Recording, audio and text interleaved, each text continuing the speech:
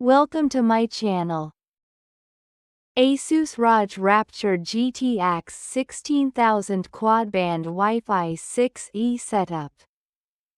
Connect the power adapter to the router and plug it into a power outlet. Using an Ethernet cable, connect the WAN port on the router to your internet modem's LAN port. Open a web browser on a device connected to the router.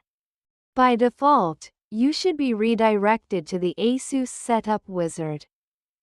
If not, you can manually navigate to http://www.asusrouter.com.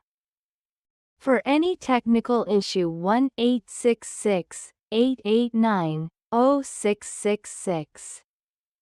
Follow the on-screen instructions to create a new Wi-Fi network name, SSID, and password. The wizard will also guide you through setting up your internet connection type, PPPoE, DHCP, etc., based on your internet service provider, ISP. Download the ASUS Router app from the App Store or Google Play.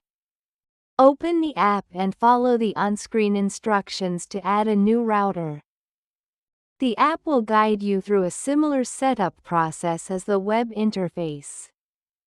For any technical issue 1-866-889-0666. Thanks for watching.